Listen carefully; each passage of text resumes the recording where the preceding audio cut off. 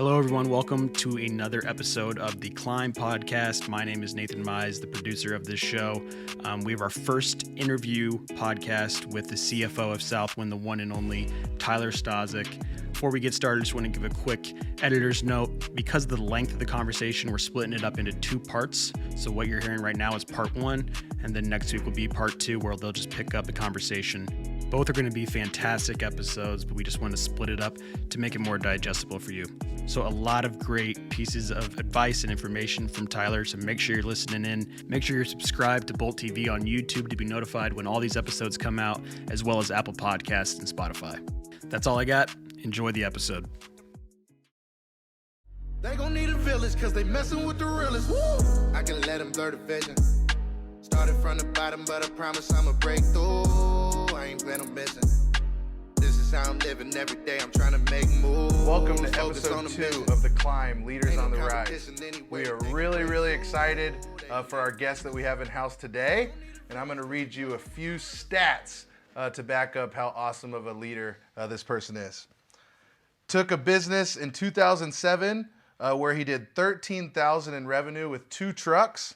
What started in Jackson County, Missouri, now spans across 21 states and counting, with over 1,300 teammates and 501 vehicles on the road. That $13,000 business he took over in 2007 has grown into a $243 million empire. In 2024, that business we all know now as Southwind is set to serve over 350,000 customers and grow to over 2,000 teammates across the country. Yeah, some pretty amazing stuff. So also, in addition to those, Bryce, he's a numbers and financials guru. He started an E-Trade account with, I think, his first paycheck from Hobby Lobby at like 15, 16 years old. He has a palate for fine cuisine. He could tell you the best restaurant in any city that you were in at any moment. Diehard Green Bay Packers fan, which is obviously pretty damn good right now. Greatest shooting guard to ever come out of Joplin, Missouri. He stood on a corner in a blue wig in the early days to get jobs on the schedule. He's begged a customer to take a hot tub for $25 because his break-even point was around, I think, $250, $300 every single day when he first started his business in Kansas City. And there's many other stories, obstacles that he's overcome. And, Bryce, we thought it was going to be a great way to start this podcast to climb off with. The guy that one half of the duo that truly started it all, and one of the coolest stories I think we have in Southwind. So without any further ado, please welcome Tyler Staszak, everybody, to the podcast. Give a little round of applause. So, Tyler. Appreciate you guys. Thank you. Thanks for joining us, man. So, I'd love to hear more about like your background, your upbringing, your family, things that you were interested in as a child, man. So like, give us the story of Tyler Staszak and how you became kind of who you are today. Yeah, so back to the beginning, born and raised in Green Bay, Wisconsin. Big win for the Packers this weekend. Very happy about that. But lived there until I was in 8th grade. Summer of my 8th grade year, moved to Joplin, Missouri, down in southwest Missouri, about 3 hours south of Kansas City. And then went to high school there. Like Aaron said, first job was at Hobby Lobby. It wasn't awesome, but glad I'm here now. Went to high school there. After that, moved out to California for a while, and went to college out there, and eventually settled in Kansas City. But yeah, I mean, as a kid, it was just kind of typical boy upbringing, just lots of sports and games and athletics and stuff like that, and yeah. That's amazing, man. And I've had the chance to come see your boys play little sports. They rough me up a little bit out on the golf course, but when you think about your kids, like how has that kind of inspired your journey, along the way? Yeah, I mean, I think, like everybody, love my family very, very much, and they're a super strong motivator. And then my wife, Sarah, as well. Definitely they've provided a lot of motivation and sense of responsibility, but they've been incredible support every step along the way. My wife especially, and big piece to the puzzle for sure. Love that.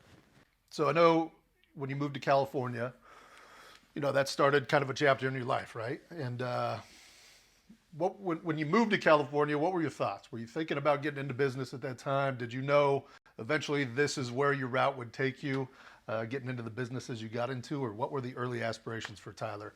Why'd you go to college? What did you think you were going to do? And is that what you're doing right now? I guess I could say. Short answer is no, but yeah. So I went to college 2 years down in Joplin. Each summer, I interned at my uncle's company out in California, and lived with him for 3 months, and some experience out there. I was a computer science major, so I was trying to be a software engineer. So that was my goal in life. That's what I was doing over the summertime.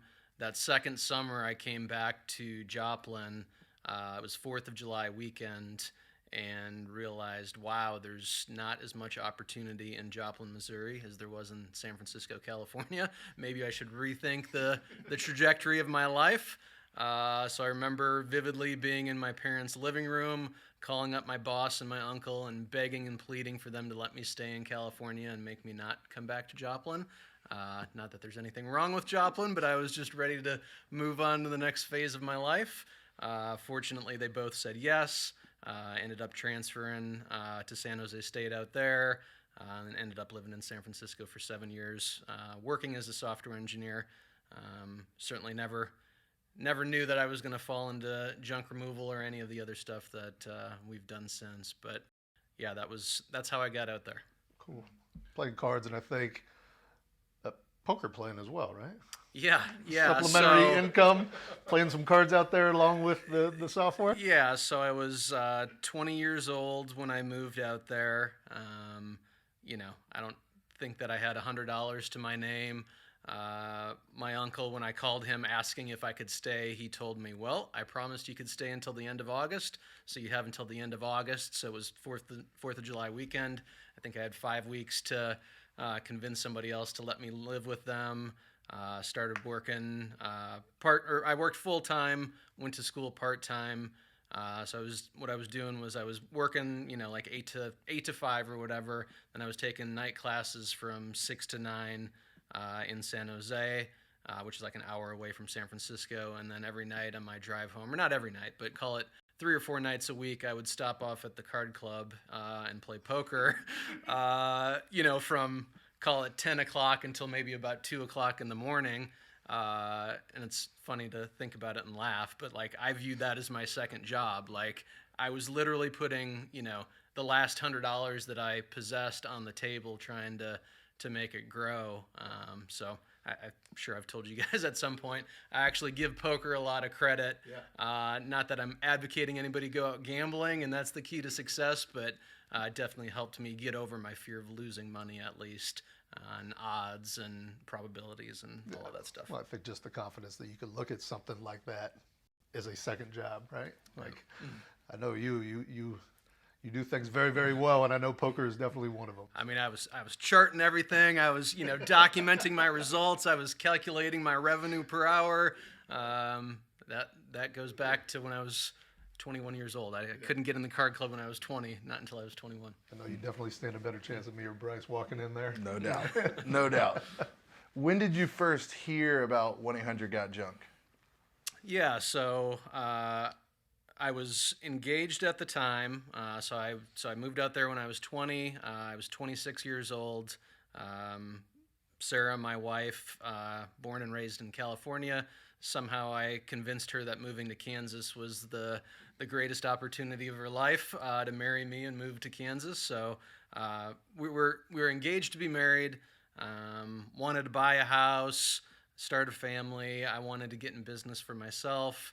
Her family was in Southern California. We couldn't afford to do either thing there. So, hey, let's move to Kansas City. It's close to Joplin, close to my family. That's kind of what the thought process was. So we, young and dumb, we both quit our jobs. We're moving to Kansas City. Don't know a single person in Kansas City.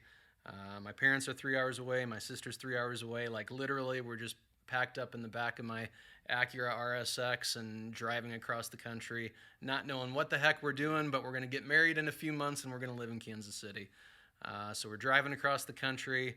And the story goes, we're staying in a hotel in Cheyenne, Wyoming, which is about halfway from San Francisco to Kansas City. I'm reading Entrepreneur magazine, trying to figure out what the hell we're going to do when we get to Kansas City. Kind of got some responsibility now. I've, convinced my wife to pick up and leave everything and move across the country. I better figure out what the hell I'm going to do. So I'm reading this magazine in Cheyenne, Wyoming. She looks over my shoulder, sees an ad for 1-800-GOT-JUNK, and says, oh, so-and-so that I used to work with, her husband and her did 1-800-GOT-JUNK in San Francisco. I think they did pretty well. You should look at that. I said, I've never heard of it. It sounds like the stupidest thing I've ever heard of in my life. Stupid idea. And somewhere between Cheyenne and Kansas City, I looked at it again, and I'm like, oh, this is kind of cool. Let me take a look at this. There was a franchise for sale. When we were doing the drive, it was February. By May, I had bought the business and opened it up, and, kind of the rest is history. But all credit to my wife on that one. She's the one who told me about it. Shout out Sarah, man. Yep. So the early days. So you just got into Kansas City, jumped into the 1-800-GOT-JUNK franchise model. I'm sure you got some very, very fun stories from the first early days.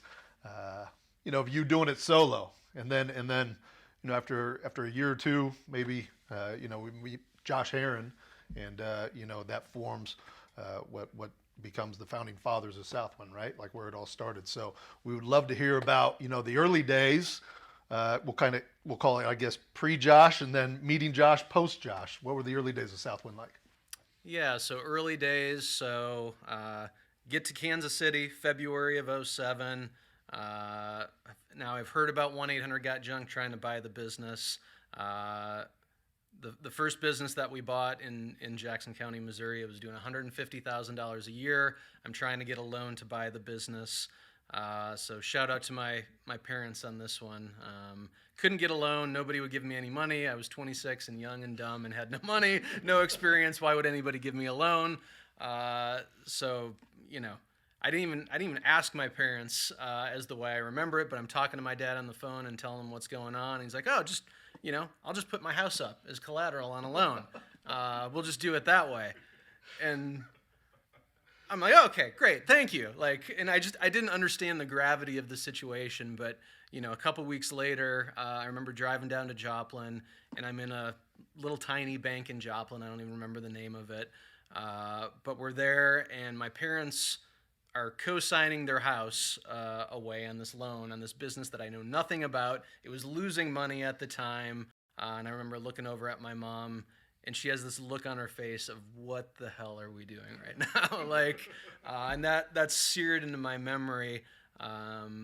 So essentially, not only was I, my wife put everything that she knew on the line to allow this to happen. Now my parents put their house on the line as well for this to happen.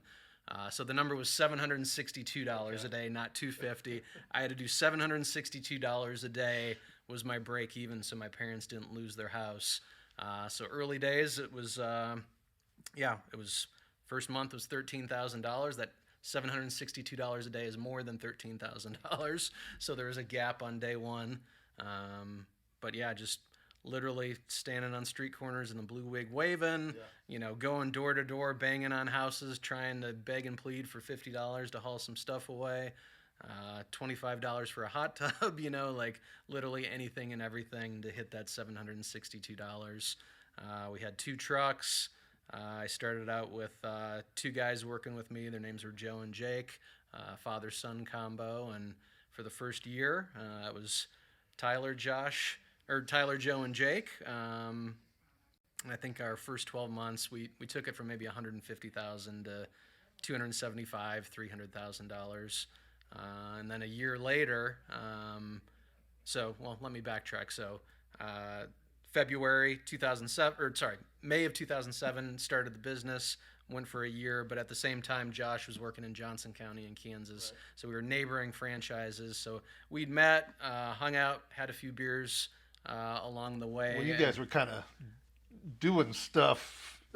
Not against each other at first, but you butted up right next to each other as far as territories, right? So there was a little bit of competition involved at first, wasn't there? 100%.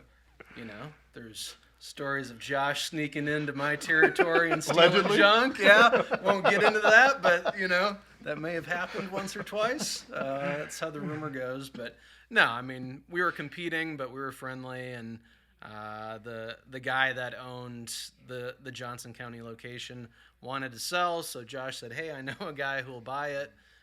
So kind of a year into that path, I was able to buy Johnson County as well, which was doing, I want to say like $450,000, $500,000 a year in revenue. Fortunately, at that point, somehow I convinced a bank to give me another loan, and I don't think my parents had. I know my parents didn't have another house to put on the line. But yeah, so that transformed the business, getting a little bit more revenue on the books, and at that point, Josh and I started working together, and we were off and running. Yeah, that's cool. Sounds like you had a lot of people betting on you in the early days. Sarah, your parents, Josh, people knew what they were believing in, and they were putting it behind you, man, because they knew what you were going to go out there and essentially deliver for them. I don't know. I don't know why they believed in me, but I'm very, very grateful that they did, because wouldn't be here without a lot of people supporting me along the way. Very cool. Yeah, and I think, the powerful thing is like, on this journey, you can't do things alone, right? And so having someone that believed in you, to have your back like that is truly inspiring. And to know how many people out there that you've had their back, like, in order to put yourself in a position like that to lead at such a high level, what was your why originally, and how has it kind of evolved over the years, as you've moved along your journey? Yeah, I mean, I think early on, a young guy coming up, like, truthfully, the motivation was money, right? Like, I wanted to make money and be successful, and some of that was out of necessity. I'm sure there's plenty of pride and ego in there, if I'm honest, but along the way, had some good mentors, and it's transitioned really just to creating an environment where other people can thrive in. So, creating opportunities for other people, watching other people be successful, that's awesome. And it's awesome when, like, I'm not doing anything, I'm not dragging anybody along the way, but just kind of helping create an ecosystem where, people can figure it out on their own and come up and improve their lives. Absolutely, man. And, you've obviously had a huge impact on my life, man. Like, completely. I text you all the time, like, man, if it wasn't for you, I don't know where I'd be. I know Aaron can kind of attest to the same things. But, like, I know you're not a big, hoorah, like, I need the praise or anything like that. But I just want to tell you from the bottom of my heart, man, thank you, for all that you've invested into us. And, like, I want to ask you the question, how does it feel to know that you've impacted so many lives, like, not just in Kansas City now, but, like, across the country, man? Like, how does that sit on you, right now? Yeah, I mean, thank you, by the way. But, it feels great, obviously, to see people that I know and care about, be at a better position than they were when I first met them. And, I'm glad that I played a small part in that. If I'm being honest, like, I feel a lot of pressure and responsibility still. Like, when I met you, I don't know, how old were you when you started at Junk? Man, I was 24. Yeah, 24. So, like, I never wanted to let you down, but, like, now you've got Rachel, and you've got 4 kids, and you've got Heather and your kids, and if I'm being honest, like, we've convinced people to move all over the country, and you did it in Salt Lake City, and, there's countless others that have done it. There's a massive sense of responsibility to not let people down. So, I love it that we've had success, and I love, all the good things that have happened.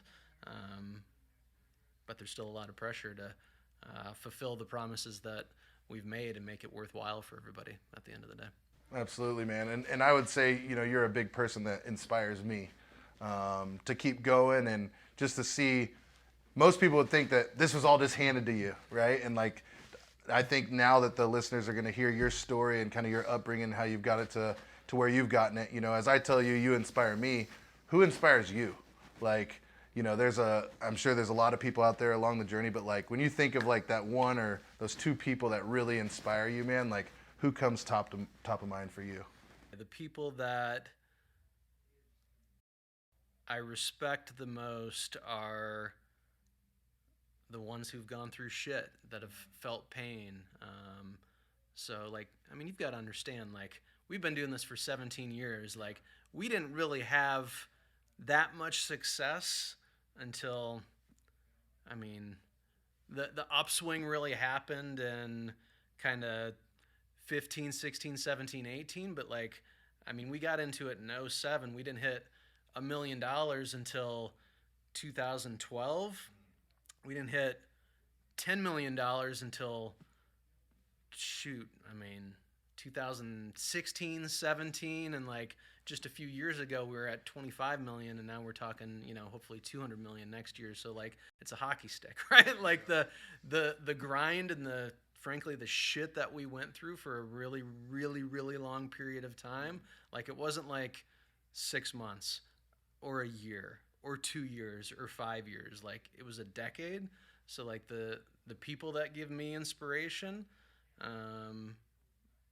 are the people that showed me that that's the way that it's to be done. Like, if you're looking for a life hack, like, just be willing to feel pain. Like, that is the biggest life hack in the world. Success is on the other side of pain, and the more pain that you're willing to take, chances are the more successful you'll be. So, I mean, I can talk about my dad and all the stuff that he did to scrape out an existence and make our life better.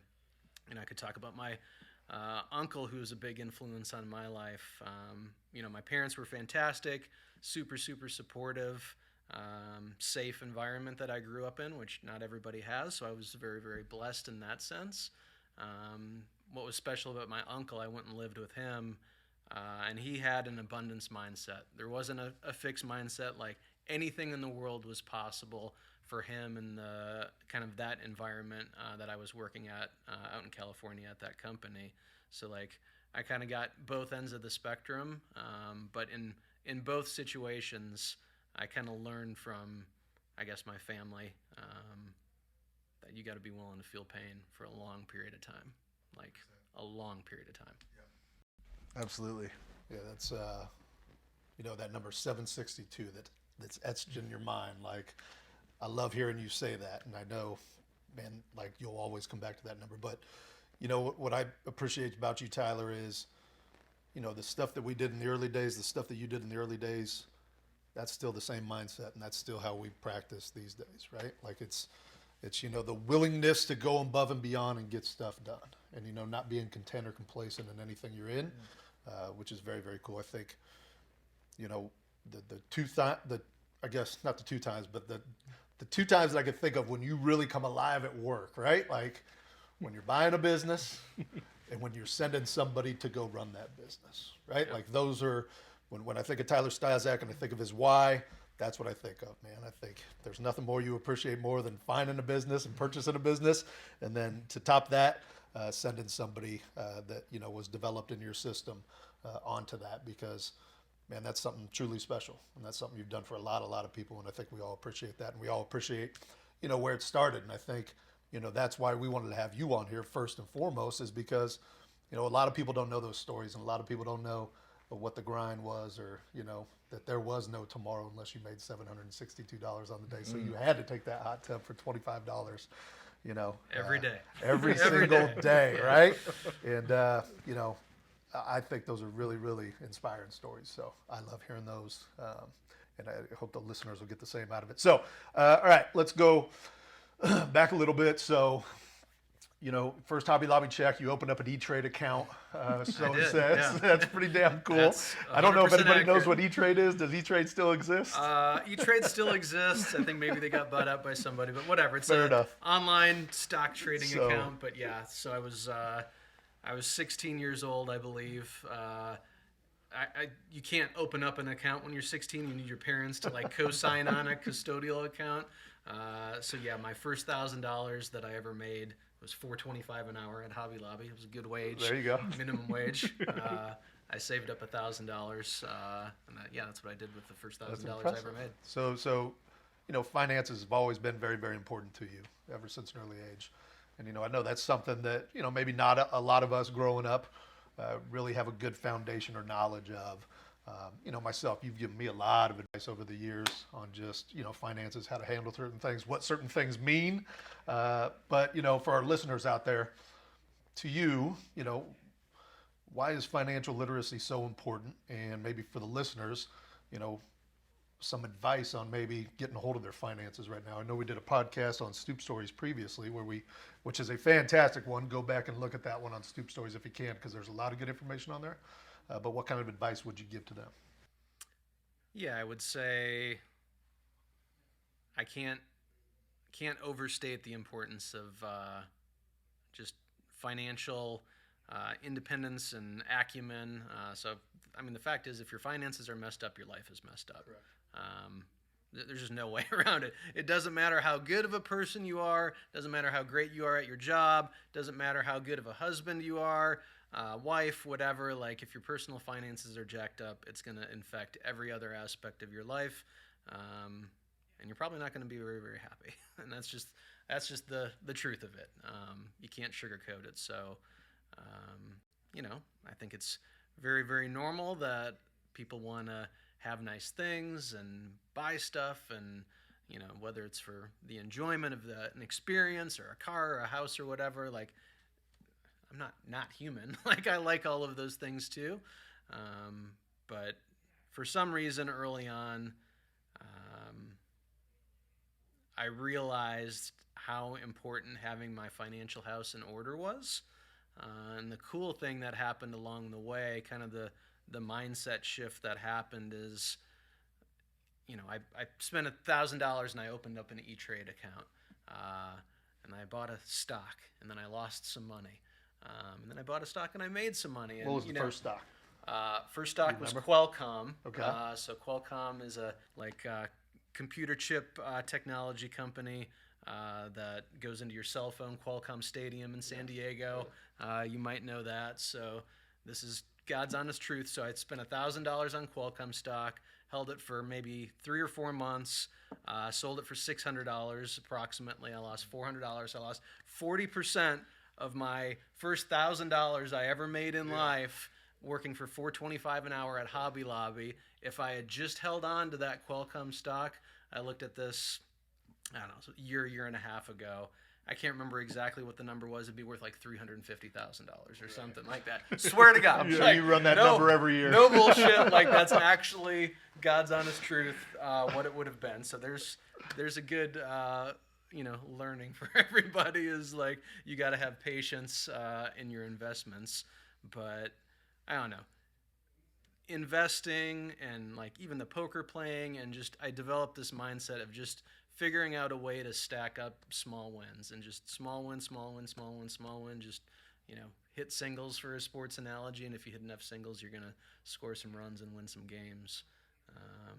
And then just the, being able to delay gratification, like just understanding the process and knowing that you're working towards something bigger and building something. I don't know. That's what those early days of, buying some Qualcomm stock and losing, and working some more hours at Hobby Lobby to make a few more bucks and all of that stuff.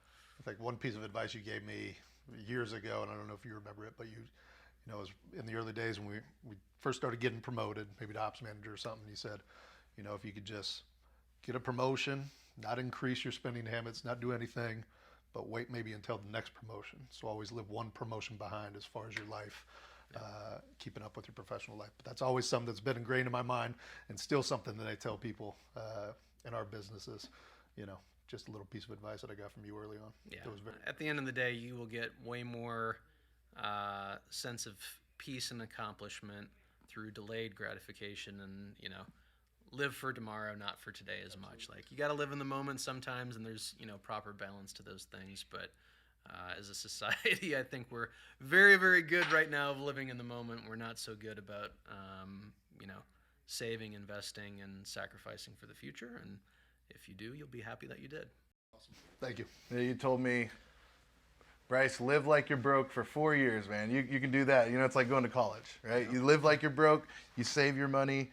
And you also, one thing that stuck to me was death by 1,000 cuts, right? Like going to the gas station and getting food and drinks and all like every morning, that stuff adds up over time, man. And so, you know, that's something that's always stuck for me. And to be honest, ever since I met you, that was the first time I had ever hit like a financial goal in like my savings account, was just like living by that, and still made mistakes along the way, but I still come to you for all financial advice for sure. Aaron, you remember when we used to say we make our money $50 at a time? 100%. Remember that? So that was the motto at Junk. Like, every decision we make, you know, send a truck from A to B, dump a truck, don't dump a truck, take a job for a discount, whatever, we make our money $50 at a time. You lose your money $50 at a time too, and that's true whether we're talking a junk business or a MVP business or whatever it is, or in your personal life. You know, the worst thing in the world is to look at your credit card statement at the end of the month and, you know, it's some big god-awful number, and you go through the list of transactions to look for the big one that messed you up, and there's no big one. It's all $50, $50, $50, $100, and you don't have anything to show for it, really. Like, Quick Trip was good. Yeah, you know? But that's like, immediately what I think in my head too. The Quick Trip stops throughout the day will crush somebody. Yes. I can let them blur the vision. Started from the bottom, but I promise I'ma break through. I ain't plan on missing. This is how I'm living every day. I'm trying to make moves, focus on the mission. Ain't no competition anyway that they gon' break you. They gon' need a village. They gon' need a village, cause they messing with the realest. Woo!